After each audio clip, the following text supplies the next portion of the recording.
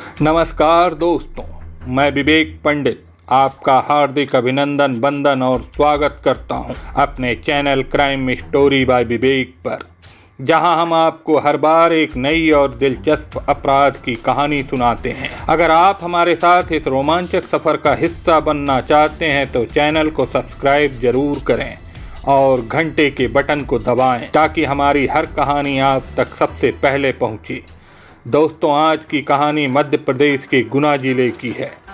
18 मई 2017 यह दिन मध्य प्रदेश के गुना में रहने वाले 17 साल के हेमंत और उसके परिवार के लिए सामान्य नहीं था।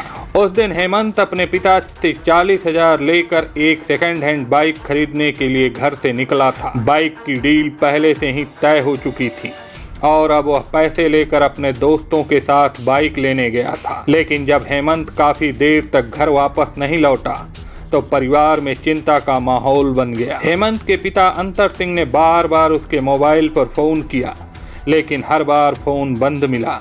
यह देखकर उनकी चिंता और बढ़ गई। आखिरकार वह गुना पुलिस स्टेशन पहुंचे और पूरी बात पुलिस को बताई। अंतर सिंह की बात सुनने के बाद पुलिस को लगा कि शायद हेमंत अपने दोस्तों के साथ कहीं मस्ती या पार्टी करने चला गया होगा। उन्हें लगा कि वह बाइक खरीदने के बाद खुद ही घर लौट आएगा, लेकिन ऐसा हुआ नहीं। अगले ही दिन अंतर सिंह के फोन पर हेमंत के नंबर से कॉल आया। फोन करने वाला हेमंत नहीं बल्कि कोई और था। उस अजनबी ने धमकी भरे लहजे में कहा, अगर तुम अपने बेटे को जिंदा देखना चाहते हो तो जल्दी से 50 लाख का इंतजाम करो और इस बात की खबर किसी को भी नहीं होनी चाहिए। अंतर सिंह ने घबराते हुए कहा, ठीक है, मैं किसी को नहीं बताऊंगा और जल्द ही 50 लाख का इंतजाम कर लूंगा। लेकिन जैसे ही फ़ोन कटा वह तुरंत पुलिस स्टेशन पहुंच गए और पुलिस को सारी बात बताई। अब यह मामला एक 17 साल के नाबालिग के अपहरण का बन चुका था। पुलिस ने तुरंत हेमंत की तलाश शुरू कर दी। हर कोशिश के बावजूद हेमंत का कोई सुराग नहीं मिला। लेकिन 2 दिन बाद पुलिस स्टेशन में एक अनजान व्यक्ति का फोन आया। उसने बताया कि पटेल नगर इलाके में रेलवे लाइन के पास पुलिया के नीचे एक लड़के का शव पड़ा हुआ है। शव बुरी तरह से जला हुआ था। इस खबर से पुलिस सतर्क हो गई। उन्हें लगा कि शायद यह शव उसी लापता लड़के हेमंत का हो सकता है। लेकिन जब पुलिस घटनास्थल पर पहुंची और शव की पहचान कराई तो पता चला कि यह शव हेमंत का नहीं था बल्कि उसके दोस्त ऋतिक का था। अब मामला और उलझ गया। अब सवाल यह खड़ा हो गया कि अपहरण हेमंत का हुआ है और लाश मिली ऋतिक की। यही वो सवाल था जिसने पुलिस को गहरी उलझन में डाल दिया। पुलिस भी इस मामले को लेकर बेहद हैरान परेशान थी। आखिर यह सब किसने किया और इसके पीछे का असली मकसद क्या है और मास्टरमाइंड कौन था। लेकिन पुलिस ने जब इस घटना की तहकीकात की और इस घटना का खुलासा किया तो एक नहीं बल्कि 3 हत्याओं का राज सामने आया। यह खुलासा सुनकर पूरे इलाके के लोगों के होश उड़ गए। इस कहानी की शुरुआत होती है 5 नाबालिग दोस्तों से, हेमंत, लोकेश, ऋतिक, संस्कार और हनी दुबे। ये 5 बहुत अच्छे दोस्त थे और 5 एक दूसरे की हमेशा मदद करते थे। हालांकि हेमंत एक अमीर घराने से ताल्लुक़ रखता था। उसके पिता अंतर सिंह सिंचाई विभाग की नौकरी करते थे। मामला तब बिगड़ना शुरू हुआ जब हेमंत 40,000 रुपये लेकर घर से अपने दोस्तों के साथ बाइक खरीदने के लिए निकला, लेकिन फिर कभी वापस नहीं लौटा। इसके बाद हेमंत के पिता थाने पहुंचे थे और अगले दिन उन्हें 50 लाख की फिरौती के लिए फ़ोन आया। पुलिस ने सबसे पहले उस नंबर की लोकेशन ट्रेस की जिससे फिरौती मांगी गई थी। उस नंबर की लोकेशन गुना से करीब 250 किलोमीटर दूर इंदौर में पाई गई। पुलिस तुरंत इंदौर पहुंची, लेकिन वहां भी उन्हें कोई सफलता नहीं मिली। फ़ोन की लोकेशन एक सुनसान इलाके में पाई गई थी। पुलिस ने आसपास जांच की, लेकिन फ़ोन करने वाले के बारे में कुछ भी पता नहीं चल सका। यह साफ हो गया था कि इस वारदात को अंजाम देने वाला कोई बड़ा मास्टरमाइंड था जो पुलिस को गुमराह करने के लिए यह सब कर रहा था। इधर पुलिस की एक टीम हेमंत की तस्वीर को लेकर इलाके में लोगों से पूछताछ कर रही थी। वे जहां तहां जाकर हेमंत के बारे में जानकारी जुटाने की कोशिश कर रहे थे, लेकिन उसका कोई सुराग नहीं मिल रहा था। कई दिन इसी तरह बीत गए। आखिरकार पुलिस ने हेमंत के पिता अंतर सिंह से और जानकारी लेने का फैसला किया। अंतर सिंह ने पुलिस को बताया कि 18 मई को हेमंत आखिरी बार अपने दोस्तों के साथ बाइक खरीदने गया था। उन्होंने हेमंत के चारों दोस्तों लोकेश, ऋतिक, संस्कार और हनी दुबे के बारे में भी जानकारी दी। इसी बीच पुलिस को यह भी पता चला कि हेमंत अक्सर हनी दुबे की मां पूनम दुबे के घर आया जाया करता था। पूनम दुबे के बारे में जानकारियां चौंकाने वाली थीं। वह कई बार विवादों में रह चुकी थी। लोगों का कहना था कि उसका कई आपराधिक तत्वों से संपर्क था। उसके घर पर अक्सर अनजान लोग आते जाते रहते थे।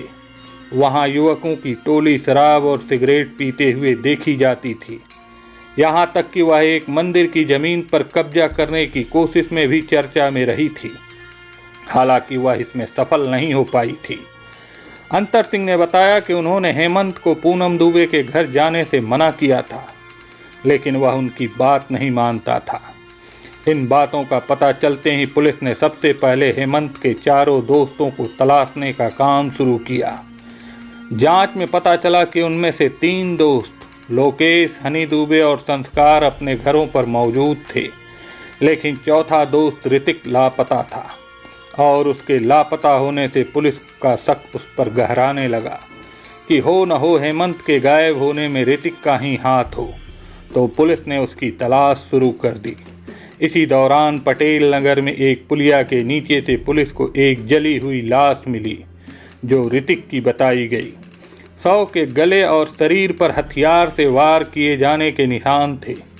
शव की तलाशी लेने पर पुलिस को ऋतिक के पर्स से पाटनपुरा इंदौर का एक बस का टिकट मिला। यह वही जगह थी जहां से हेमंत के मोबाइल से फिरौती के लिए आखिरी कॉल किया गया था।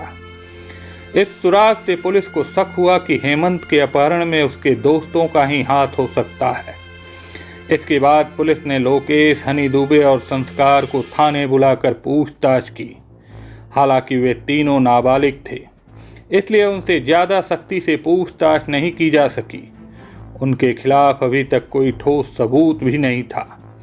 पूछताछ के दौरान कुछ खास जानकारी नहीं मिल पाई और पुलिस ने उन्हें छोड़ दिया। जांच जारी ही थी कि 28 मई को अचानक खबर आई कि लोकेश लोधी यानी हेमंत के दूसरे दोस्त की भी हत्या हो गई है। उसका शव नेगमा के जंगलों में बरामद हुआ।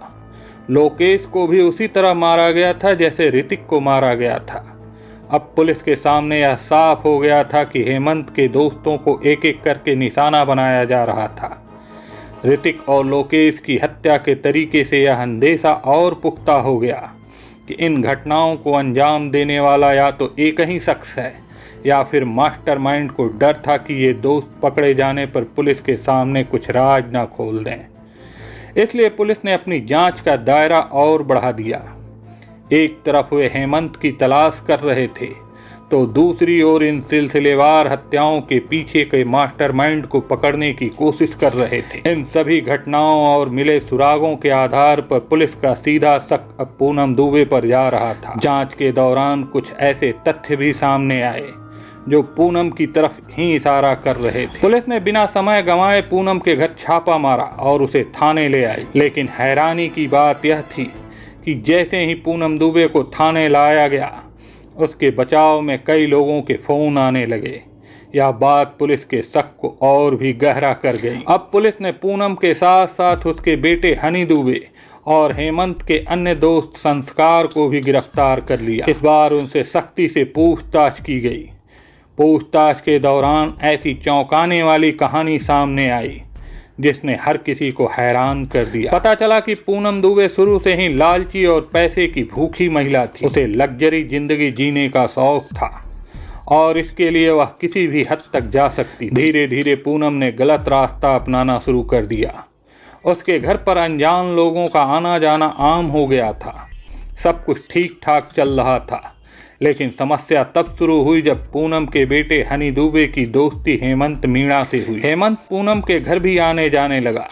जब पूनम को पता चला कि हेमंत के पिता सिंचाई विभाग में नौकरी करते हैं और उनका परिवार काफ़ी अमीर है, तो उसने हेमंत को अपने जाल में फंसाना शुरू कर दिया। हनी दुबे जब घर पर नहीं होता था तब भी हेमंत पूनम के घर आने लगा। पूनम ने हेमंत से उसके घर से गहने और पैसे लाने के लिए कहा। एक बार उसने हेमंत की मां के झुमके भी राकेश सोनी नाम के एक ज्वेलर्स के पास 25,000 रुपए में गिरवी रख दिए। पूनम और हेमंत के बीच अवैध संबंध धीरे धीरे बढ़ते गए, लेकिन यह रिश्ता ज्यादा दिनों तक छिप नहीं सका।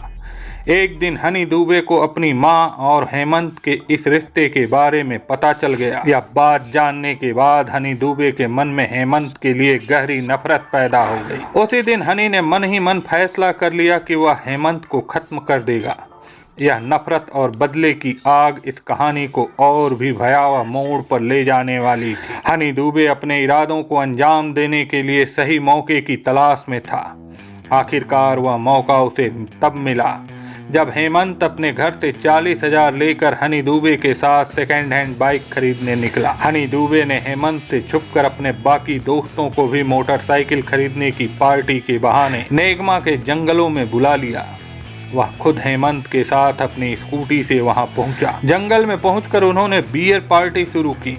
हालांकि उस समय उनका एक दोस्त संस्कार वहां मौजूद नहीं था। हनी दुबे ने हेमंत के पास मौजूद 40,000 का लालच देकर अपने दोनों दोस्तों ऋतिक और लोकेश को भी अपने खतरनाक प्लान में शामिल कर लिया। इसके बाद हनी दुबे ने अब मौका पाकर एक बियर की बोतल उठाई और हेमंत के सिर पर जोर से दे मारी। बोतल टूट गई और हेमंत को गंभीर चोट लगी।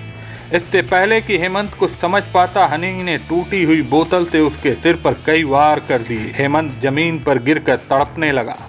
इसके बाद हनी दुबे ने हेमंत की जेब से 40,000 रुपए निकाल लिए। उन पैसों को हनी ने अपने दोस्तों के बीच बांटा, जिसमें से आधे से ज़्यादा पैसे उसने खुद रख लिए और बाकी पैसे ऋतिक और लोकेश को दे दिए। हेमंत के पास मौजूद 2 मोबाइल फ़ोन भी हनी ने अपने पास रख लिए और उन्हें स्विच ऑफ कर दिया। हेमंत की सांसें थम चुकी थीं। पहचान छुपाने के लिए उन्होंने उसके शव पर पेट्रोल डालकर आग लगा दी और फिर वहां से भाग गए। घर लौटने के बाद हनी ने अपनी मां पूनम दुबे को सारी बात बता दी। पूनम दुबे एक चालाक और लालची महिला थी।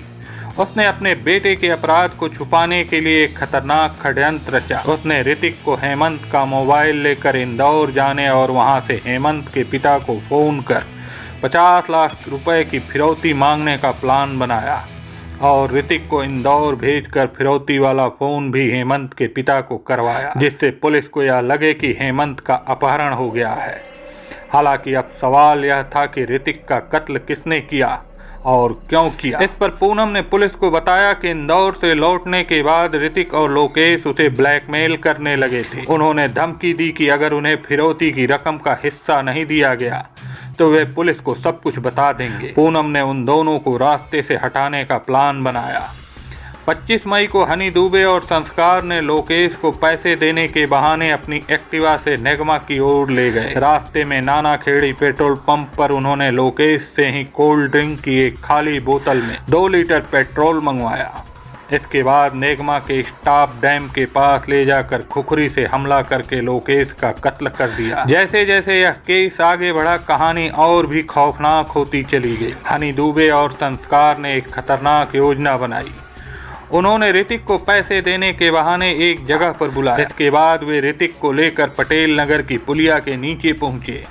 हनी दुबे और संस्कार ने ऋतिक को लेकर पटेल नगर पुलिया पर पहुंचने के रास्ते में उन्होंने ऋतिक से नाना खेड़ी पेट्रोल पंप से ऋतिक से एक बोतल में 2 लीटर पेट्रोल मंगवाया और पुलिया के नीचे पहुंचने पर उसे धोखे से पकड़ लिया और उसके सिर पर पत्थर से वार करके उसकी जान ले ली। फिर पहचान छुपाने के लिए उसकी लाश पर पेट्रोल डालकर आग लगा दी। यह दूसरी बार था जब इन दरिंदों ने इतनी बेरहमी से किसी की जान ली। इधर हेमंत के परिजनों ने पहले ही पुलिस पर लापरवाही का आरोप लगाया था। सवाल यह उठ रहा था कि जब आरोपी पहले ही दिन से पुलिस की नज़र में थे तो फिर पुलिस ने क्यों उनसे सच उगलवाने में इतनी देरी की। इसी दौरान 2 हत्याएं हो चुकी थी।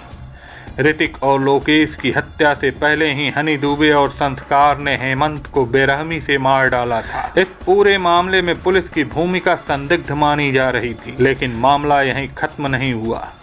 पूनम दुबे ने पुलिस को एक और चौंकाने वाला खुलासा किया। उसने कहा कि अगर वे पकड़े नहीं जाते तो संस्कार को भी खत्म कर देते। संस्कार ही वह आखिरी गवाह था जो उनके सारे गुनाहों का राज जानता था। आखिरकार हनी दुबे और संस्कार की निशानदेही पर पुलिस ने हेमंत और लोकेश के शव को बरामद कर लिया। सबूत और गवाहों के आधार पर सेशन कोर्ट ने इस जघन्य अपराध को रेयरेस्ट ऑफ रेयर केस मानते हुए अपना फैसला सुनाया। पूनम दुबे, हनी दुबे और संस्कार को आजीवन कारावास की सजा दी गई। यह भारतीय न्याय व्यवस्था का ऐसा पहला मामला था जिसमें एक नाबालिग को उम्र कैद की सजा सुनाई गई। हनी दुबे को 3 दोस्तों की हत्या और सबूत छिपाने के आरोप में दोषी पाया गया। दोस्तों, इस घटना को सुनाने का उद्देश्य किसी का दिल दुखाना या किसी को परेशान करना नहीं है। इसका मकसद आपको जागरूक करना और सतर्क करना है। दोस्तों, जाने से पहले आपसे फिर एक बार रिक्वेस्ट करता हूँ कि इस चैनल को ज़रूर सब्सक्राइब करें और वीडियो को लाइक करके अपने दोस्तों में शेयर करें। मिलते हैं फिर ऐसे ही एक कहानी के साथ। तब तक के लिए धन्यवाद।